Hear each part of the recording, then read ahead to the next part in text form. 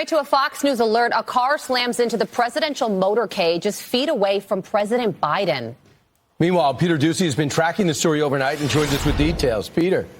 So President Biden's walking out of his campaign headquarters in Wilmington at about 8 o'clock last night. Somebody shouted a question to him about why he's losing to Trump in polls. He shouted back that the person is reading the wrong polls, and then he froze, along with most of his Secret Service detail, at the sound of a car crashing. We have video of it, and you will see the sound of the crash, and then they very urgently but delicately get the president into his armored car.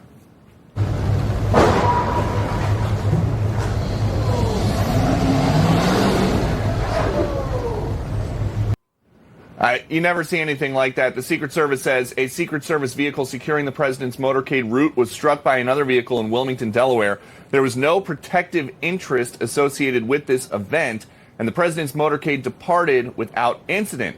The Secret Service was on hand as the president was dining with campaign staff. They quickly swarmed the sedan that crashed, hands on their guns, and the driver appeared to comply with at least some of the commands. You can see here he's got his hands up.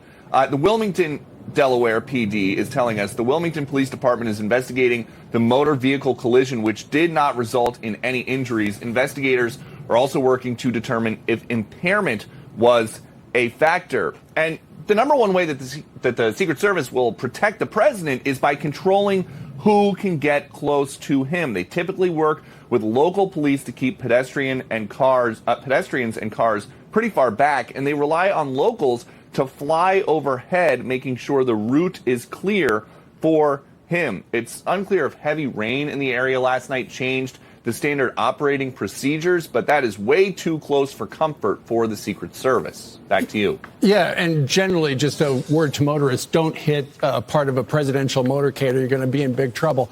Peter, you just said the president came out, he was talking to the reporters, he answered a question about Trump losing to, or rather, Trump beating Biden, and he said, you're reading the wrong polls. That sounds familiar, doesn't it? Yeah, I looked it up. He said basically the same thing to me on November 9th, and this morning the Washington Post is reporting that the day of the turkey pardoning, President Biden went down for that event. They do it every year, and then he went up to the residence with his top aides and complained to them that his polls are unacceptably low. He thinks the economy is doing better than is reflected in the public sentiment, and he wants his team to fix it. Well, yeah, I read the same thing, and it said maybe a shift in strategy. Is there any chance, given the fact that he is so underwater in the polls, that they might actually fire somebody on Team Biden? They don't really fire anybody on Team Biden. Look at the cabinet. It's basically everybody that has been in place since the beginning. And they generally do put out the word around now to top staff, either leave the White House so we can replace you, or to stay for the rest of this term. And so if tradition holds, basically everybody that's in the top role right now would be here.